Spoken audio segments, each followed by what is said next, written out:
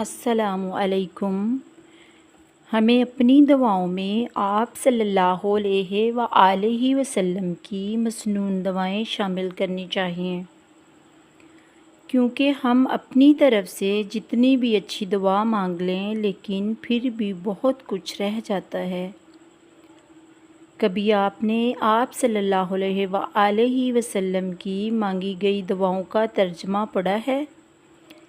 ان میں بہت سی ایسی چیزوں سے پناہ مانگی گئی ہے جو ہمارے ذہن میں نہیں ہوتی، اس لیے ہمیں چاہیے کہ ہم صبح و شام کے اذکار ضرور پڑھیں۔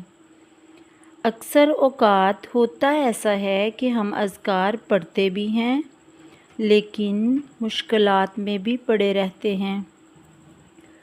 اس کی وجہ یہ ہے کہ ہم اذکار اس کے صحیح ٹائم پر نہیں پڑھتے۔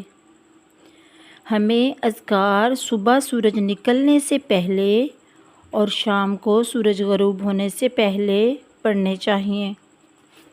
ان اذکار میں سے ایک چھوٹی سی اور پیاری سی یہ دعا ہے، یہ ضرور صبح و شام پڑھیں۔ اللہم انی اسألک العافیہ فی الدنیا والآخرہ، اللہم انی اسألک العفو والعافیہ فی دینی و دنیای و اہلی و مالی، اللہم استر عوراتی و آمن روآتی، اللہم احفظنی من بین یدی و من خلفی و عن یمینی و عن شمالی و من فوقی و اعوذ بعظمتک ان اغتال من تحتی۔ اے اللہ، بے شک میں آپ سے دنیا اور آخرت میں عافیت مانگتا ہوں۔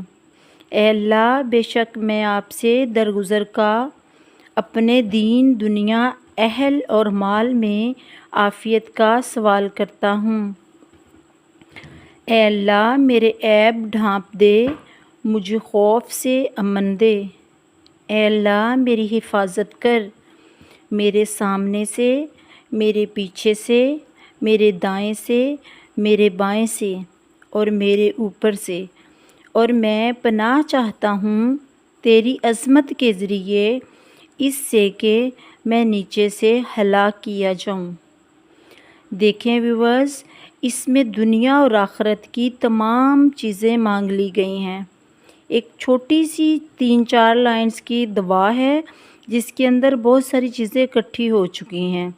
اس میں دین، دنیا، اہل، مال، اس کی عافیت، دنیا اور آخرت دونوں کی مانگ لی گئی ہے، اور اللہ تعالیٰ سے عرض کی گئی ہے میرے عیبوں پر پردہ ڈال دے، مجھے خوف سے امن دے، اور ہر طرف سے حفاظت کی اپیل کی گئی ہے، یہاں تک کہ نیچے سے بھی، زلزلے سے بھی بچنے کے لیے اپیل کی گئی ہے۔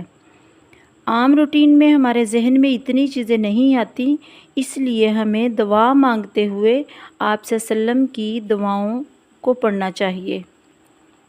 اس دعا کو باقاعدگی سے پڑھیں، انشاءاللہ آپ قدرتی آفات سے محفوظ رہیں گے۔ اگر ویڈیو اچھی لگی ہے تو چینل کو سبسکرائب کر دیں۔ اگلی ویڈیو کے لیے اجازت دیں۔ خدا حافظ۔